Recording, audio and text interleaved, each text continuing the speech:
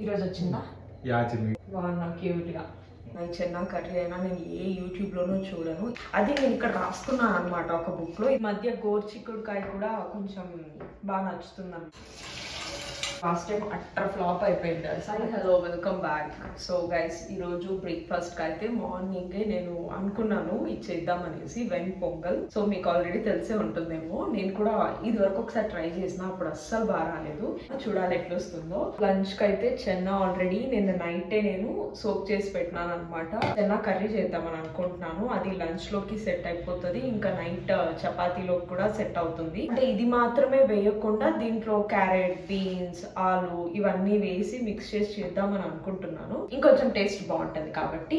నేను మూంగ్ దాల్ కర్రీ అయినా ఈ చెన్నా కర్రీ అయినా నేను ఏ యూట్యూబ్ లోనూ చూడను. ఇదైతే నాకు మా అక్క చెప్పింది ఎప్పుడో ఒక 4-5 months బ్యాక్ అనుకుంటా. తను అడిగా దట్ అందరు చేసేలాగా కష్టంగా కాకుండా నాకు ఈజీగా నేర్పించు, నాకు ఈజీగా అయిపోవాలి, అన్ని ఒక్కసారిగా అయిపోవాలి, చేస్తే ఒక 15-20 minutes లో అయిపోవాలి కర్రీ నేను చేస్తే అని అడిగితే ఇంకా నాకు తను ఒక రెసిపీ చెప్పింది. నేను ఇక్కడ రాసుకున్నాను అనమాట ఒక బుక్ లో. ఇది ఎప్పుడు ఈ బుక్ నా కిచెన్ లోనే ఉంటుంది.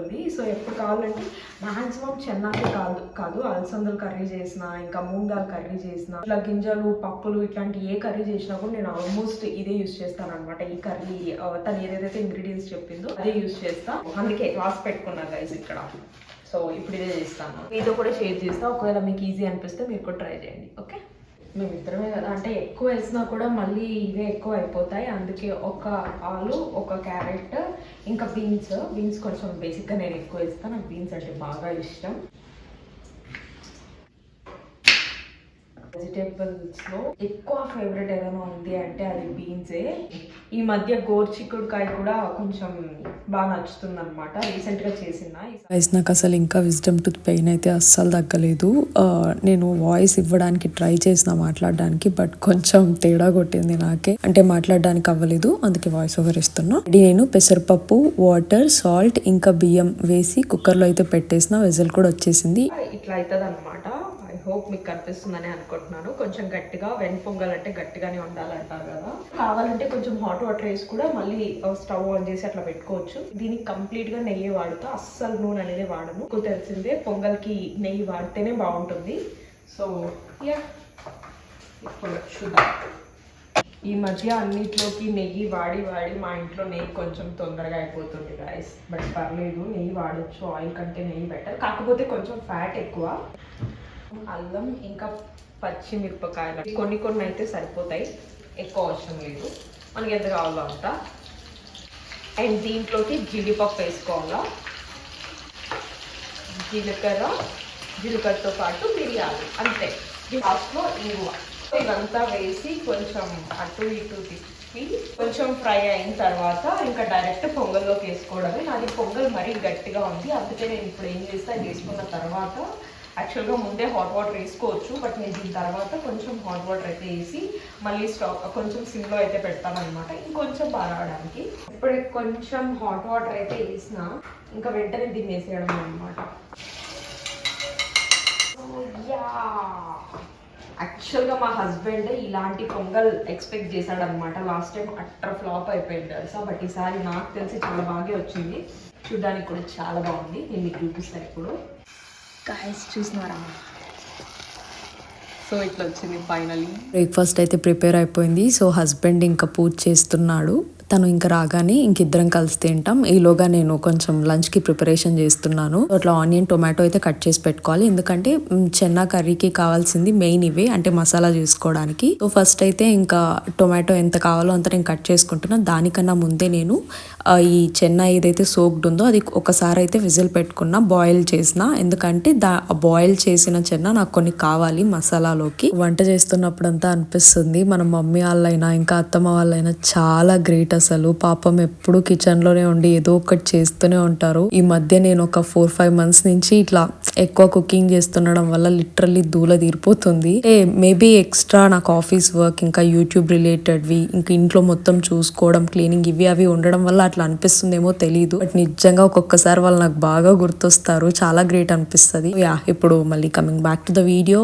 ఇప్పుడైతే నేను ఆయిల్ పెట్టి కొంచెం జీలకర్ర వేస్తున్నా. జీలకర్ర వేసి గార్లిక్ చాలా ఇంపార్టెంట్ దీనికి. ఇంకా అవి వేసుకుని వేసుకుని దీంతో పాటు ఆనియన్ టొమాటో ఏవైతే కట్ చేసి పెట్టుకున్నామో ఇంకా అవి వేసుకొని ఇంకా ఫ్రై చేసుకోవడమే, అంతే, ఇంకేం లేదు. దీని తర్వాత ఏమేమి చేయాలో నేను ఇది అయినాక చెప్తాను. ఎప్పుడైనా నాకు పని పైన కొంచెం విసుగు వచ్చినప్పుడు మాక్సిమం ఇప్పుడు దాకా రాలేదు, ఎప్పుడో ఒకసారి ఓవర్ స్ట్రెస్ అయిపోతే వస్తుంది అనమాట. అప్పుడు నేను మా మమ్మీని ఇంకా మా అత్తమ్మని తలుచుకుంటా, అరే వాళ్ళు ఎట్లా చేస్తున్నారు ఇన్ని ఇయర్స్ నుంచి, నేను ఇప్పుడే కదా స్టార్ట్ చేసింది, అది లిటరలీ నథింగ్ నేను చేసేది అని అనుకున్నప్పుడు నాకు పెద్దగా ఏం అనిపించదు. ఈ మధ్య కుకింగ్, క్లీనింగ్ ఇలాంటి ఇంటి పనులు చేస్తూ చేస్తూ చాలా బిజీ అయిపోయినా లిటరల్ గా. సో ఇంట్లో వాళ్ళతో మాట్లాడడానికి కూడా నాకు టైం లేదు తెలుసా, అంత బిజీ అయిపోయినా. నాకేమనిపిస్తుంది అంటే లైఫ్ లో ఎప్పుడు బిజీగా ఉంటేనే లైఫ్ చాలా బాగుంటుంది అని నాకు పర్సనల్ గా ఫీల్ అయింది గైస్. ఖాళీగా ఉంటే అస్సలు బాగుండదని నాకు అనిపిస్తుంది. This is completely my inner feeling అనమాట. ఇది మరీ దారుణంగా అయిపోయింది గైస్. కొంచెం చిన్న పని ఉన్నా నాకు అసలు నిద్ర పట్టట్లేదు తెలుసా, ఎందుకంటే అట్లా పనులకు నేను అలవాటు అయిపోయినా. ఏ ఆఫీస్ వర్క్ అయినా లేకపోతే ఇంట్లో పని అయినా ఏదో ఒకటి ఇంకా తర్వాత చేసుకుందాం అంటే నా మైండ్ ఉండట్లేదు అనమాట. అంటే అరే ఫస్ట్ ఆ పని అయిపోవాలి ఇట్లాంటి మైండ్ సెట్ లో అయితే ఇంకా నేను కూడా వెళ్ళిపోయిన ఆ మైండ్ సెట్ లోకి. ఖచ్చితంగా దీనికి ఎవరైనా సింక్ అయితే మాత్రం నాకు కామెంట్స్ లో అయితే చెప్పండి. ఇప్పుడు మనం ఫ్రై చేసుకునేదంతా ఇట్లా మిక్సీ జార్ లోకి వేసి దీంట్లో ఆల్రెడీ బాయిల్ చేసుకున్న చెన్నానైతే కొంచెం వేసుకోండి, బాగుంటుంది. తర్వాత కారం అంటే మీకు ఎంత కావాలో అంత, దీంతో పాటు ధనియాల పొడితో పాటు కొంచెం చింతపండు ఇంకా కొత్తిమీర వేసి కొంచెం వాటర్ వేసి పేస్ట్ లాగా చేసుకోవాలా. సో అంతే, ఇంకా మసాలా ప్రిపేర్ అయిపోయినట్టే. ఫైనల్గా హస్బెండ్ ది పూజ అయిపోయింది, నేను కూడా చేయాల్సిన పనులు చేస్తాను. కొంచెం chutney, yes here we go. పట్టుకొచ్చిండు దాన్ని కుక్కర్ని, ఈరోజు వచ్చిందా? యాచమి బేసిక్ గా పొంగల్ అంటే ఇలానే ఉండాలి, Tamil Nadu style Pongal. This is Tamil Nadu style. తీసుకో. Thank you. బాగున్నా క్యూట్ గా, నేను తినేస్తా. బ్రేక్ఫాస్ట్ అయితే అయిపోయింది, తిన్నాక ఇంకా టాబ్లెట్స్ అయితే వేసుకుంటున్నా. అంటే నాకు కొంచెం విజ్డమ్ టూత్ పైన టిష్యూ కప్పివేయడం వల్ల దాన్ని కట్ చేసినారు, కొంచెం ఇన్ఫెక్ట్ అయింది కాబట్టి టాబ్లెట్స్ అయితే వాడుతున్నా. కొంచెం ఆయిల్ వేసుకోవాలా. ఆల్రెడీ మనం ఇట్లా పేస్ట్ చేసి పెట్టుకున్నాం కదా, ఆనియన్, టొమాటో ఇంకా గార్లిక్, సో ఇవంతా కొత్తిమీర అంటే పౌడర్స్ ఇవంతా వేసి ఇంకా ఇట్లా పేస్ట్ చేసి పెట్టుకున్నాం. యాక్చువల్గా రోజు కొంచెం ఎక్కువ మసాలా చేసేసిన నేను. క్వాంటిటీ అంతా కూడా ఇంతే వేయాలా అంతే వేయాలా ఇట్లా ఏమి ఉండదు. సో నాకు చేతికి ఎంత వస్తే అంత వేస్తాను. ఇప్పుడు ఆయిల్ కొంచెం వేడైన తర్వాత దాంట్లో ఆనియన్స్ అయితే వేస్తున్నా, చిన్నగా చాప్ చేసిన. కావాలంటే టొమాటో కూడా వేసుకోవచ్చు, బట్ నేను ఆల్రెడీ మసాలాలో వేసుకున్నా కాబట్టి వేసుకోలేదు. ఇంకా పోపు నార్మల్ పప్పులు వేసి కరివేపాకు వేసుకొని దాని తర్వాత ఈ మసాలా ఇంకా చెన్న వెజిటేబుల్స్ ఏవైతే పక్కన పెట్టుకున్నానో అవి వేసేసి దాంతో పాటు సాల్ట్ ఇంకా కొంచెం వాటర్ వేసుకొని ఒక్క విజిల్ పెట్టుకుంటే అయిపోతుంది. కిచెన్ లో పాత్రలు కడగడం అయితే నెవర్ ఎండింగ్ అబ్బా. అనుకోవచ్చు ఇద్దరికి ఇన్ని పాత్రలు పడతాయని. గైస్ మా ఇంట్లో ఎక్స్ట్రా ఇంకా ముగ్గురు వచ్చినా ప్లేట్లు మాత్రమే 3 ఎక్స్ట్రా అవుతాయి తప్ప పాత్రలు మాత్రం ఇన్నే పడతాయి. నార్మల్ గా మా అత్తమ్మ ఇంకా అమ్మ సిస్టర్ ఇన్ లా ఎవరు వచ్చినా ఎవరితోనే నేను పాత్రలు కడగనివ్వను. ఎన్ని పాత్రలు పడినా కూడా నేనే కడిగినా. ఈ రోజు వరకు ఎవరితో ఒక్క పాత్ర కూడా ఒక్క స్పూన్ కూడా కడగనివ్వలేదు గైస్. ఎందుకో నేను కడుక్కుంటేనే నాకు సాటిస్ఫాక్షన్ అనమాట. మీలో ఎవరైనా దీనికి సింక్ అవుతారేమో ఒకసారి నాకు కామెంట్స్ లో చెప్పండి. సో అది ఇప్పుడైతే నేను రైస్ అట్లా సోక్ చేసి పెట్టేసిన, ఒక 12:30కి అట్లా ఆన్ చేస్తాను.